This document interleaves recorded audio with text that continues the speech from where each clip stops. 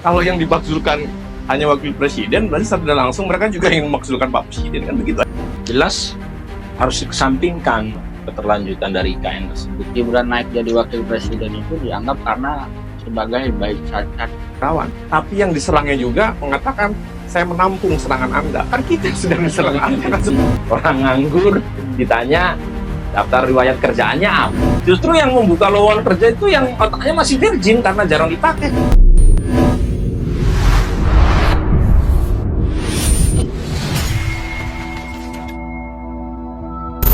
Assalamualaikum warahmatullahi wabarakatuh. Waalaikumsalam. Salam sehat untuk sobat RD semua. Alhamdulillah di ruang podcast RD 9 sudah hadir bersama saya, Mas Rona, dan juga Mas Hendro. Mas Rona ini mewakili lembaga kajian hukum, dan Mas Hendro tentunya dalam kapasitas sebagai penegak hukum, dalam hal ini advokat. Sehat Mas Rona? Alhamdulillah sehat. Alhamdulillah. Mas Hendro sehat? Alhamdulillah. Kelihatan Ya. hari ini agak sedikit kompak nih, bajunya pakai batik semua. Luar biasa. Untuk itu hari ini kita akan membahas kaitan terhadap isu nasional, dalam hal ini tuntutan para purnawirawan TNI yang kita sama-sama tahu dan beritanya juga sudah heboh dan viral di dunia maya, bahwa tuntutan para TNI ini salah satunya adalah menuntut supaya wakil presiden, dalam hal ini Gibran, untuk turun menjadi jabatan sebagai wakil presiden. Untuk menghemat waktu, langsung saja kita ngobrol dan berdiskusi, berdialog pada narasumber kita yang sudah hadir. Nah, kira-kira menurut Mas Ronan terkait dengan tuntutan para purnawirawan ini untuk memberhentikan wakil presiden dalam hal ini Gibran itu bagaimana? Ya, terima kasih Bang Ganjar. Terkait dengan dinamika yang saat ini sedang hangat tentang beberapa usulan, ada 8 poin dari para purnawirawan ini, kita analogikan bahwa ya kita ini hidup seperti di panggung sandiwara, Bang. Artinya masing-masing diri kita itu adalah aktor, dan pasti kalau bicara tentang aktor kan ada sutradaranya nih. Setiap aktor itu kan dituntut untuk bisa mendramatikal sebuah peristiwa kehidupan yang endingnya akan indah. Ya. Mudah-mudahan saja dinamika yang terjadi ini benar-benar sesuai harapan kita. Terlepas dari itu, saya meyakini bahwa ada skenario, ada grand design yang kalau kita tarik ke belakang, dari step by step-nya sudah kentara, dari mulai isu tentang 3 periode untuk presiden, kemudian bergeser lagi tentang menjelang pemilu ada keputusan dari MK tentang batasan usia, sampai dengan pelantikan, pasca pelantikan ada buku Fafa, dan sampai dengan akhirnya usulan yang saat ini sedang hangat tentang salah satu poin dari para purnawirawan itu adalah tentang pelengseran Wapres Gibran. Nah, saya menyikapi atau saya menanggapinya bahwa apapun itu, dari segi usia para purnawirawan ini namanya juga purna ya Bang ya, artinya pasca bekerja. Dari segi usia kita tidak menyaksikan bahwa itu tidak main-main, Serius? bahwa itu serius, bahwa itu memang kepedulian terhadap kondisi bangsa ini. Tetapi harus diingat juga bahwa itu dari 8 kan poin terakhir tuh tentang pelengseran Gibran. Berarti kan poin-poin yang teratasnya juga tidak kalah penting, atau bisa saja dari poin-poin sebelum pelengseran atau usulan pelengseran Wapres tersebut, poin-poin atas jauh lebih penting, bisa saja jauh lebih penting dari yang sedang viral. Karena jabatannya Wapres, maka yang viral itu adalah tentang pelengserannya, padahal poin-poin sebelumnya seperti di poin 4 kan itu kan tentang tenaga kerja asing, dalam hal ini disebutkan langsung spesifik dari negara Cina untuk dipulangkan. Berarti kalau kita melihat dari poin 4 itu saja sudah memang harus mendapat perhatian bahwa negara kita mau tidak mau masyarakatnya masih sangat membutuhkan pekerjaan. Jadi saya menanggapi bahwa apapun itu harus kita hormati usulan dari para purnawirawan tersebut, meskipun kalau secara konstitusional Gibran dengan Prabowo sendiri kan satu paket. satu paket, dipilih oleh mayoritas masyarakat melalui pemilu yang demokratis, dan mau tidak mau kan memang harus kita hormati, bagian dari negara demokrasi ya. Siapapun yang jadi itu pilihan rakyat yang harus kita hormati. Terlebih kalau penilaiannya dalam satu periode ini baru 6 bulan bekerja, apakah etis atau tidak kan saya rasa belum sampai ke situ. Gitu untuk saat ini sih menurut saya ya masih hanya sebatas usulan dan wajib kita junjung untuk kita hormati lah. Tapi Gitu. kelihatannya serius juga nih, karena memang kenapa kemudian yang banyak dibahas di media oleh publik juga, bahwa ternyata konsentrasi pembahasan mereka justru dari 8 usulan itu mereka lebih banyak membahas kaitan terhadap pemberhentian Gibran sebagai wakil presiden. Itu persepsi mereka bahwa Gibran naik jadi wakil presiden itu dianggap karena sebagai bayi cacat atau bayi yang lahir dari catatan konstitusi. Artinya bahasanya inkonstitusional lah. Walaupun sebenarnya ya kan proses konstitusinya juga ada yang berpandangan bahwa itu sudah selesai. Ya. Nah, korelasi tadi terhadap tadi seperti disampaikan oleh Mas Rona bahwa ini ada grand design, dunia ini panggung sandiwara seperti lagu, entah lagunya itu enak apa enggak saya nggak tahu lah, yang penting yang nggak boleh itu lagu-laguan. Tapi prinsipnya kan apa korelasinya Gibran terhadap kekhawatiran para purnawirawan ini terhadap NKRI ke depan? Apakah kemudian kalau Gibran ini tidak jadi wakil presiden kemudian NKRI ini bisa jauh lebih baik? Apalagi kita bicara dalam konteks demokrasi seperti tadi disampaikan oleh Mas Kona bahwa kita sudah harus menerima karena ini sudah pilihan masyarakat.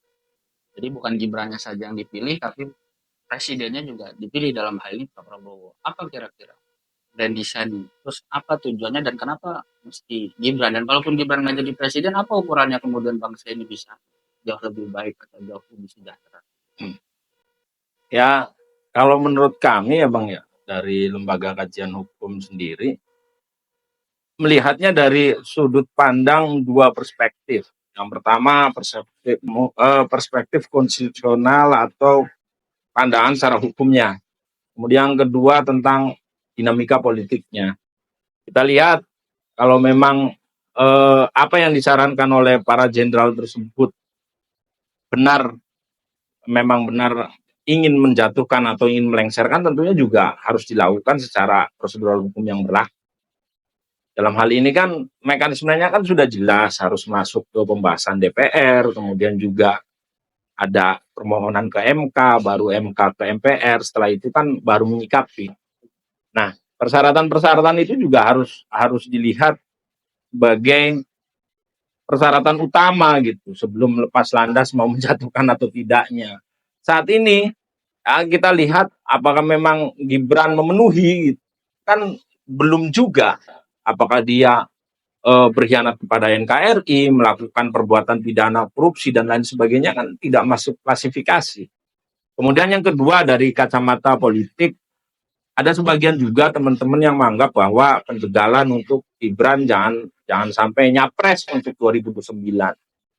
Kalau kita bicara politik kan bicara tentang kemungkinan-kemungkinan dan sah-sah saja orang beranggapan seperti itu. Tapi yang harus disikapi walaupun terlalu prematur. Iya, walaupun terlalu prematur juga karena masih jaraknya masih jauh. Habis energi kita untuk membahas sesuatu yang sebenarnya ya kita tidak tahu lah kemungkinan ke depannya khususnya di masalah politika nasional. Bahkan isu-isu untuk menjelang 2009 ini sama saja kita sedang bermain di halusinasi gitu. Dan fair nggak sih buat Gibran kalau ternyata masih baru 6 bulan ya kan, kemudian tiba-tiba kalau dalam konteks sisi politiknya tadi bahwa dia kemudian harus diganjal untuk di 2029, sedangkan sebenarnya kan Gibran ini sudah terpilih secara konstitusional. Lepas ada persoalan konstitusi ke belakang, yaitu persoalan kita anggap ya mau tidak mau ya itu jadi proses pembelajaran ke depan untuk kita bernegara, bahwa demokrasi itu variabel yang paling utamanya itu tidak bisa terlepas oleh yang namanya mekanisme hukum. Artinya tidak boleh dilanggar ya, apalagi bahwa kita negara hukum bukan negara kekuasaan. Nah, fair nggak sih buat Gibran sendiri sebenarnya? Padahal kalau kita melihat ingin melakukan evaluasi, harusnya kan kita melakukan membiarkan Gibran dulu untuk bekerja secara maksimal dalam kapasitas dia sebagai wakil presiden, baru kemudian dinilai pekerjaannya ya kan, apakah pekerjaannya bisa ditunaikan dengan baik atau tidak. Kemudian ada tadi rekomendasi daripada Purnawirawan itu supaya Gibran itu diberhentikan. Ya. Menurut Mas Ronald. Menurut menurut kami Bang, kalau kita Terima amati kasih. para purnawirawan ini kan bukan bukan kaleng-kaleng ya Bang ya. Artinya di situ juga ada mantan Wapres Trisutrisno, kemudian juga ada mantan Menteri Agama di era Jokowi juga Fahru Roji, dan purnawirawan-purnawirawan yang lainnya, bahwa mereka bukan kurang secara intelektual. Artinya saya yakin bahwa meskipun secara konstitusional dirasa belum cukup untuk menggulingkan Gibran, tetapi dia atau beliau-beliau ini seperti melempar bola panas gitu, Bang. Akhirnya nyampe juga kan. Terlebih sekarang kan kita ributnya di dunia maya kan sudah ramai gitu.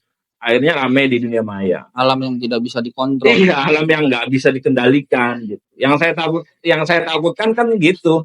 Artinya kita kita seperti apa ya? Kita seperti tenang tapi sebenarnya gaduh. Yang ditakutkan seperti nanti masyarakat kan terpecah dan tidak bisa terkontrol kalau memang sudah saling kubu-kubuan, sudah saling mengklaim dirinya paling benar ya. Itu yang sebenarnya itu yang harus dihentikan gitu.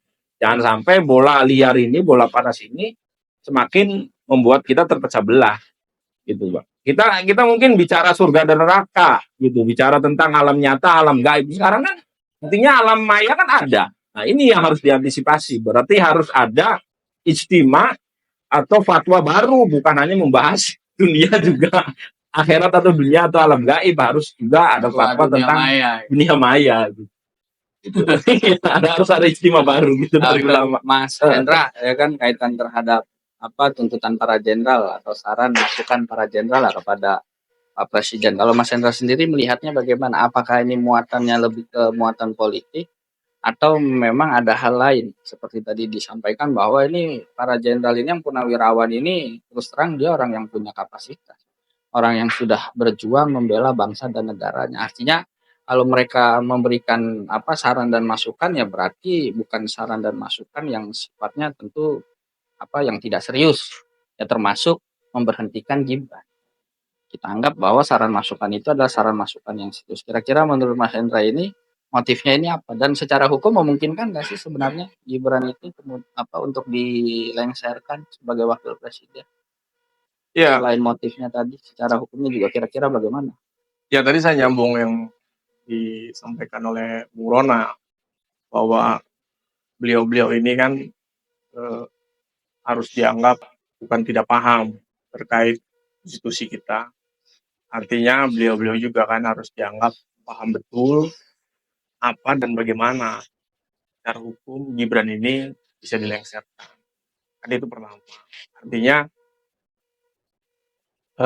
apa yang disampaikan oleh mereka ini beberapa poin yang pada akhirnya meminta agar Gibran digantikan ini kan ketika caranya itu secara konstitusi itu memang mengatur harus ada persetujuan DPR, terus akan DPR, terus akan ada pertimbangan Mahkamah Konstitusi. Itu harus dianggap mereka juga akan punya perhitungan probability yang kecil untuk betul-betul Gibran ini bisa dikabulkan. Apalagi di dalam konteks sekarang Prabowo kan sudah presiden kita itu menguasai parlemen, dianggap lebih dari 80%. Nah, kalau ternyata memang mereka harus dianggap paham akan itu, pertanyaannya tujuannya apa? Kan kalau kita menganggap mereka ini orang yang kita tidak paham konstitusi Tidak misalnya mungkin, kan tidak karena sabta mungkin. marga mereka itu salah satunya adalah menjaga Ya, undang-undang dasar. karena mereka tahu ya harus dianggap paham konstitusi, mereka pun juga harus meraba bahwa secara konstitusional sulit. Memungkinkan atau tidak. Iya, artinya kalau mereka sudah meraba bahwa persentasenya kecil untuk berkemungkinan Gibran dibagulkan dengan kondisi politik saat ini, artinya kan jadi pertanyaan lagi, terus ngapain mereka apa namanya membuat pernyataan atau rekomendasi kepada presiden gitu. Nah, itu yang jadi pertanyaan.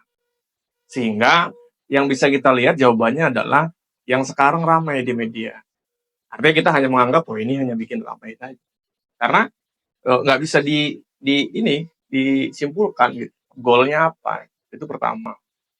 Dan yang kedua, kalau mereka tadi seperti Mas Ganjar bilang bahwa eh, diasosiasikan terhadap Gibran yang pada saat itu dianggap konstitusional, which is secara hukum harus dianggap konstitusional karena MK sudah memutuskan, gitu.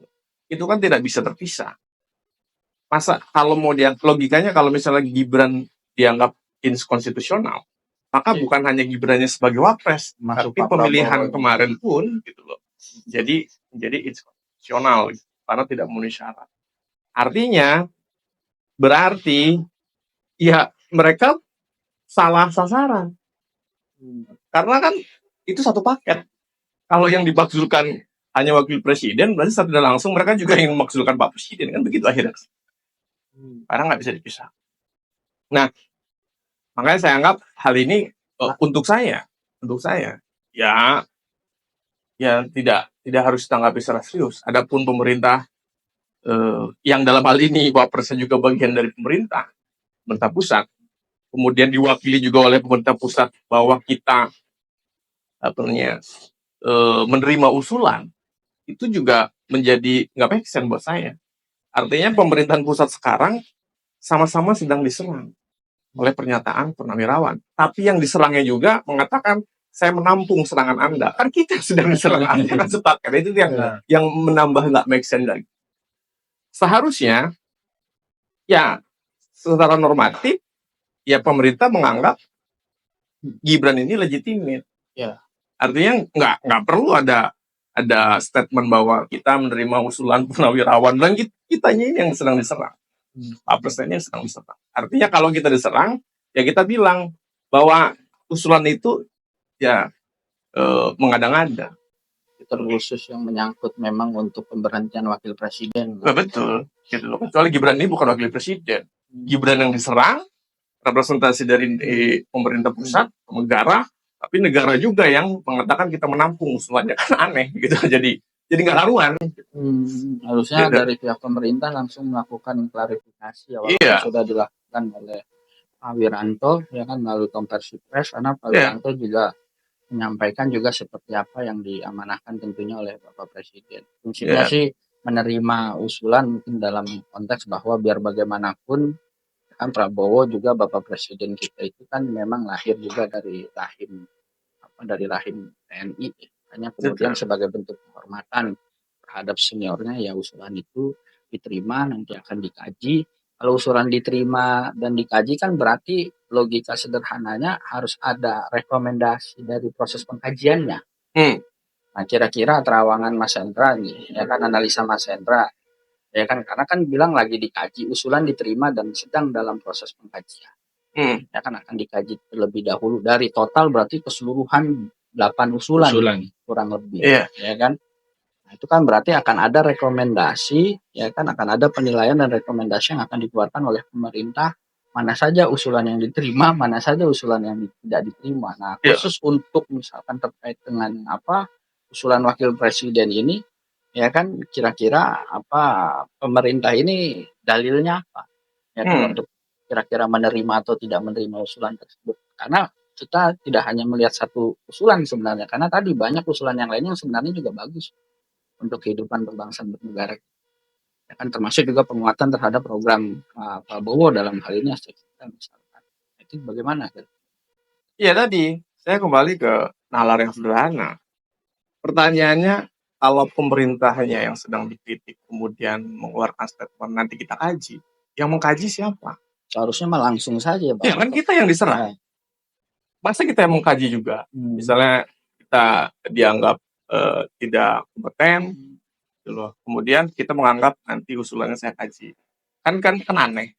Kecuali kemudian itu disampaikan pada misalnya DPR.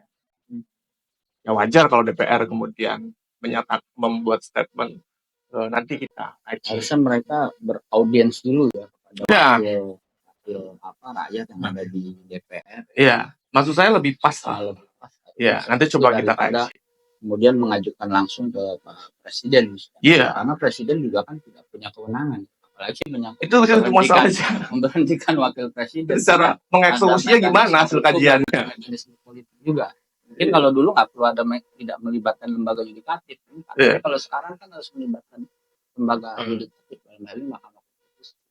Iya. Jadi sekarang ini memang perdebatannya yang ada pihak yang di istana menganggap bahwa Gibran ini, terlepas dengan dinamikanya, Gibran ini pada akhirnya dipilih oleh masyarakat, dan Gibran ini jadi wakil presiden mendampingi Pak Prabowo itu mendapatkan legitimasi konstitusi. Artinya apa? Konstitusional Gibran sebagai wakil presiden. Dan besar juga Tapi presentasinya. iya, dan besar juga presentasinya. Di sisi lain bahwa ada purnawirawan yang menganggap dia juga punya hak konstitusional, ya kan, untuk menyatakan pendapat. Nah, ini kan jadi perdebatan konstitusi pada akhirnya. Ya kan, saya punya hak konstitusional, ya kan, dari dari pihak istana juga kan, bahwa ini proses ya kan, akhirnya kita berdebat pada level ya mana yang paling konstitusional. Pada akhirnya yang paling konstitusional adalah ya mereka yang memang berpegang teguh pada konstitusi. Ya. Nah, menurut Mas Rona, ya kan, kaitan terhadap konstitusi, ini kita udah masuk kembali kepada Undang-Undang Dasar 45. Ada nggak korelasi Undang-Undang Dasar 45 dalam konteks untuk melakukan perbaikan supaya peristiwa seperti Gibran ini tidak muncul kembali? Kira-kira kenapa sih? Atau kira-kira kenapa sih itu para purnawirawan tuh ingin kembali pada Undang-Undang Dasar 45? Atau purnawirawan itu berpikir ketika kita kembali kepada Undang-Undang Dasar 45, maka fenomena seperti Gibran ini, ya kan, dalam proses demokrasi ini insya Allah ke depan tidak akan ada lagi, karena kita sudah melakukan perbaikan sistem pemilu melalui konstitusi misalnya. Ada nggak sih korelasi kembali kepada Undang-Undang Dasar 45 terhadap perbaikan untuk supaya fenomena seperti Gibran ini tidak muncul di kemudian hari, atau apa yang dituntut oleh para purnawirawan ini sekarang?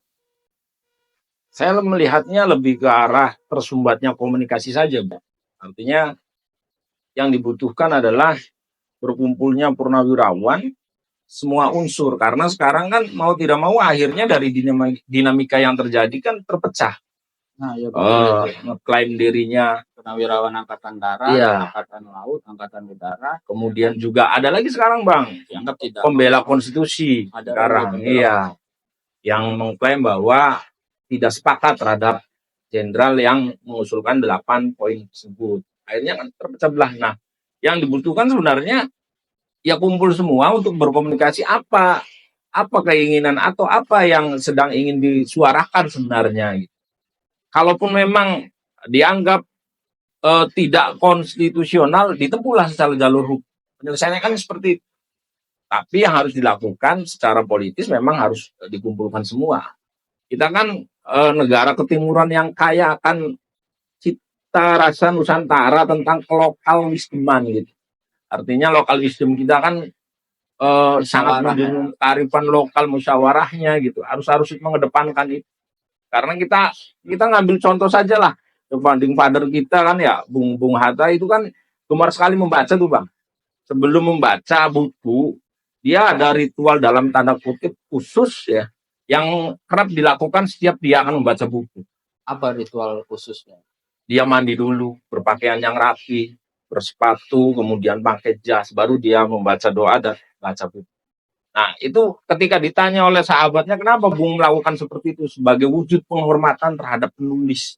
Nah, artinya kan mengajarkan bahwa ya hormati gitu. Hormati para pendahulu, hormati siapa gitu.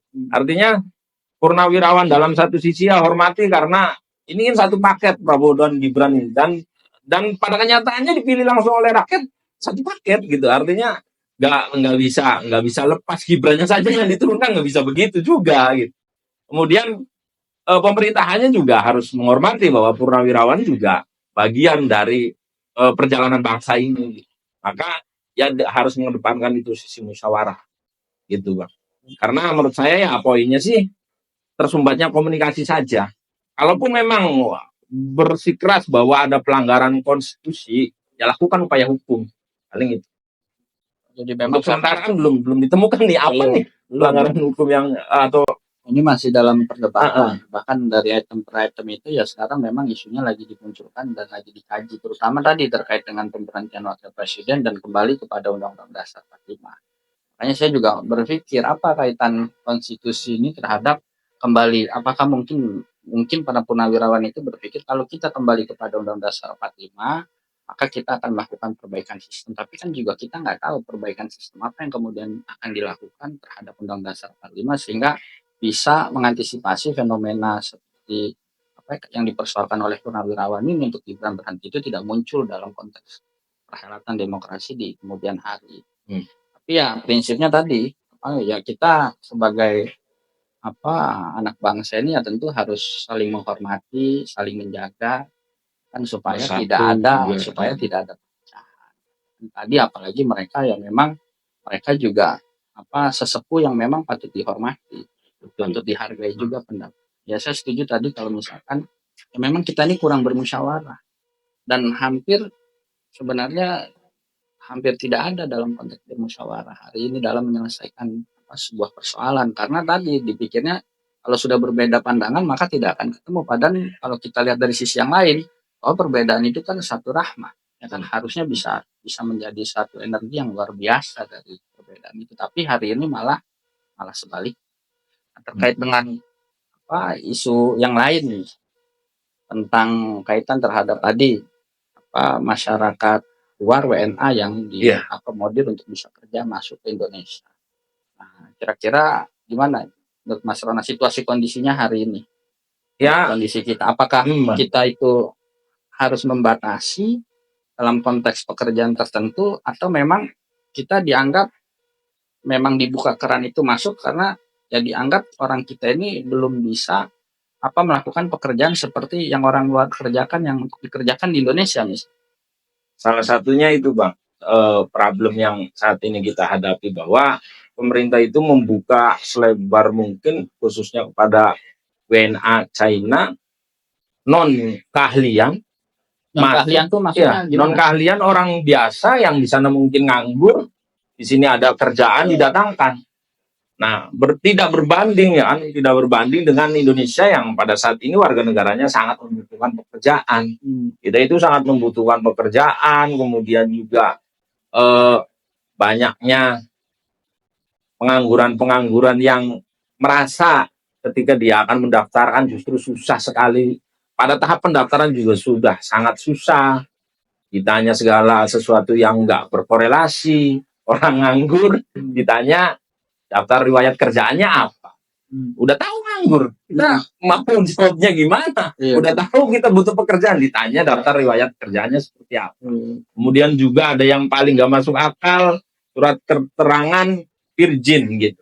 Oh ada itu? Ada surat keterangan. Ya masuk tentara juga harus melewati tes surat keterangan virgin gitu. Jangan-jangan kan justru yang membuka lowongan kerja itu yang otaknya masih virgin karena jarang dipakai kan bisa saja terjadi. Iya, lebih fresh artinya ya. Iya, artinya nggak usah lah mempersulit persyaratan tetek bengek seperti itu. Ya, di satu sisi tadi warga negara asing dibiarkan masuk bekerja, sedangkan orang kita sendiri, warga kita sendiri, masyarakat kita sendiri yang membutuhkan pekerjaan, tapi akses pekerjaannya dibuka tapi dengan begitu banyaknya persyaratan. Iya, Bang, itu salah satu memang keluhan yang seperti tidak ada jalan keluar, belum lagi masuk harus bayar pihak ini pihak itu. Tapi itu terkait dengan komitmen kemarin Prabowo hadir di May Day, ya kan merespon langsung para buruh tuh kira-kira gimana? Saya pikir juga sebenarnya ini kan pemerintahan juga baru berjalan kurang lebih sekitar 6 bulan.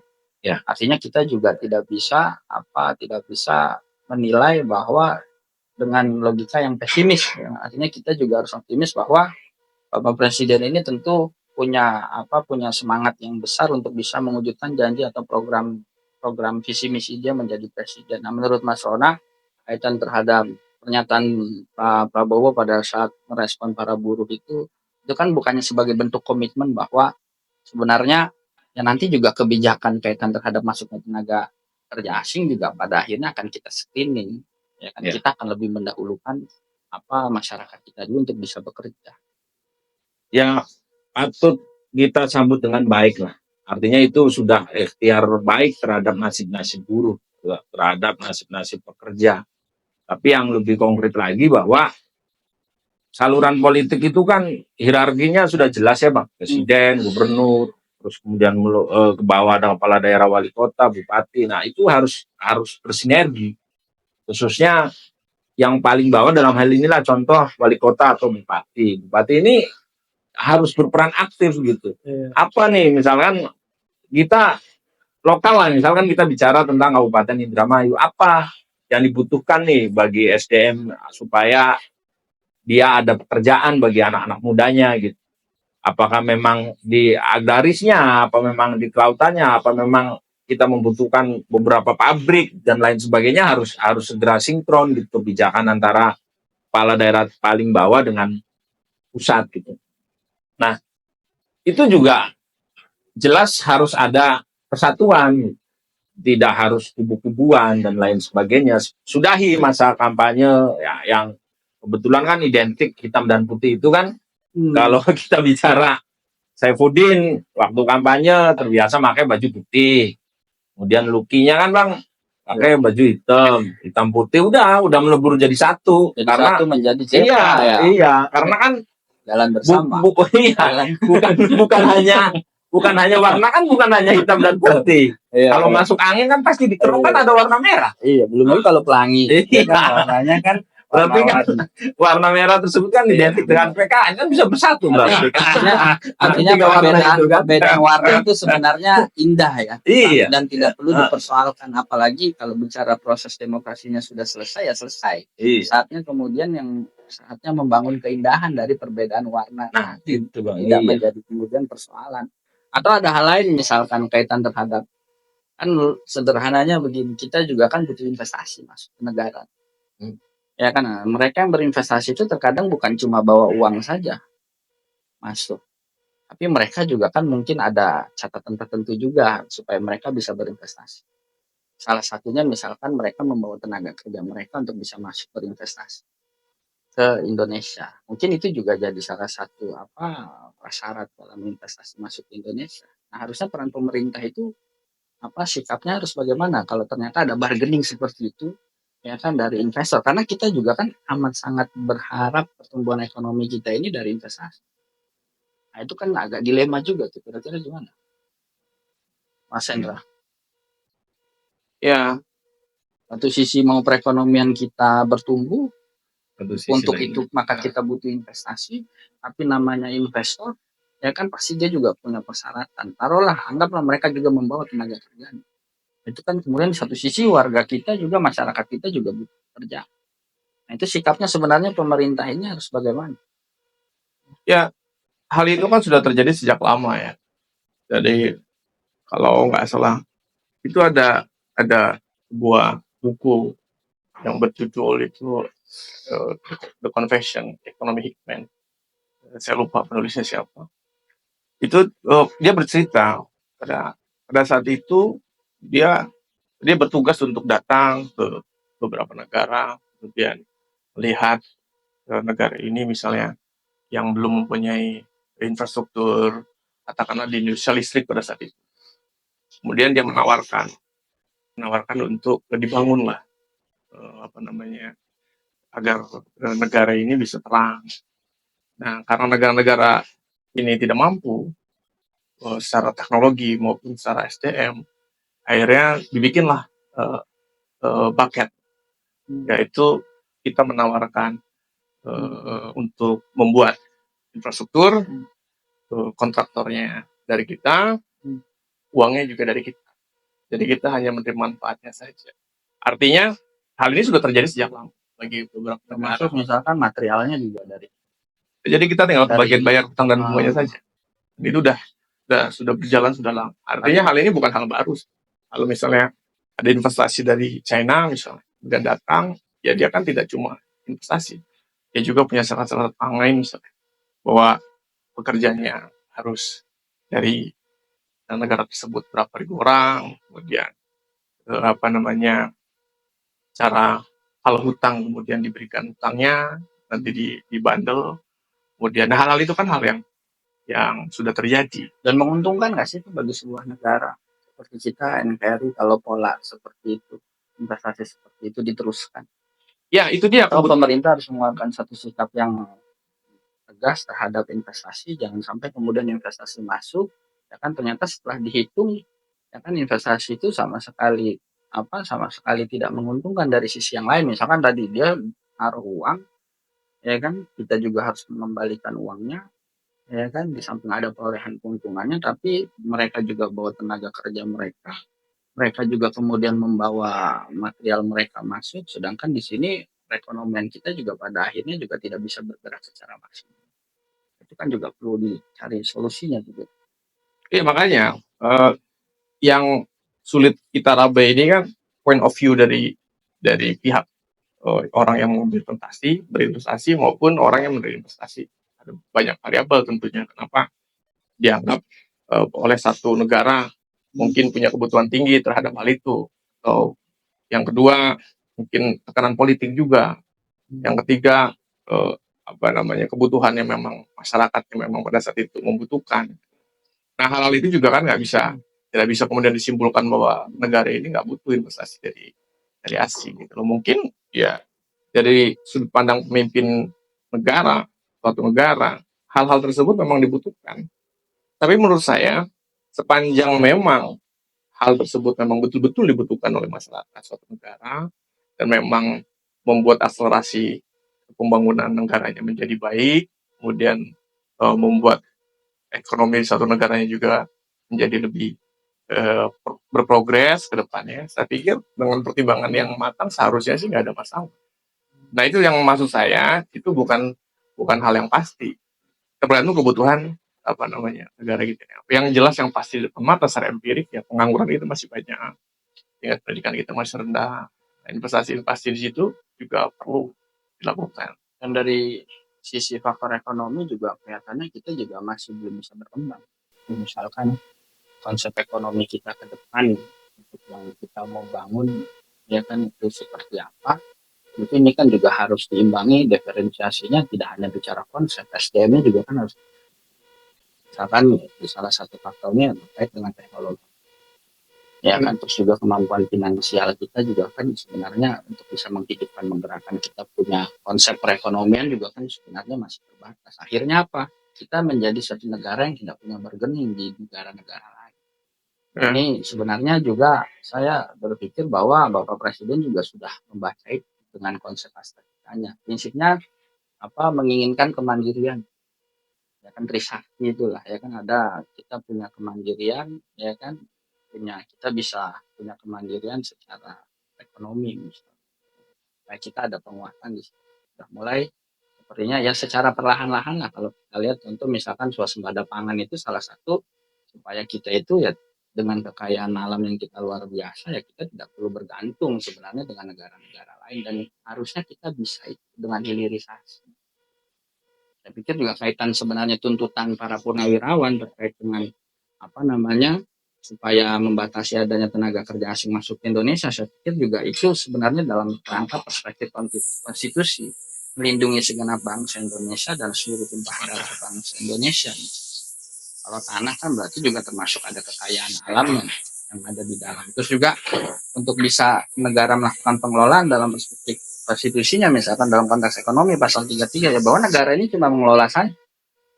Ya kan, menguasai bukan berarti menjadi hak negara, cuma pengelolaan itu dikuasai sebenarnya dalam rangka tujuan untuk memberikan kesejahteraan dan kemakmuran pada masyarakat terhadap sumber daya alam yang dimiliki. Nah, saya coba pengen masuk ke IKN, mendukung AstraZeneca, tapi kemudian ya kan tidak merekomendasikan IKN itu untuk diteruskan. Nah, tapi kalau kita tahu bahwa pemerintahannya Prabowo itu juga berkomitmen meneruskan IKN sampai dengan selesai.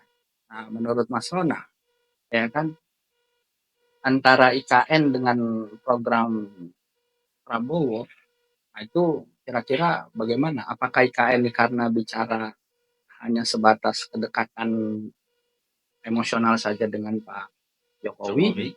Ya kan sebenarnya juga Prabowo juga punya program sendiri juga harus diprioritaskan. Apa IKN ini menjadi sesuatu yang urgent juga untuk kondisi kita saat ini?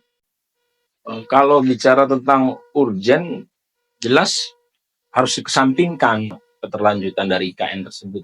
Karena kalau bicara tentang ibu kota, kita sudah lama juga punya ibu kota kan. Bapak kota yang kita butuh.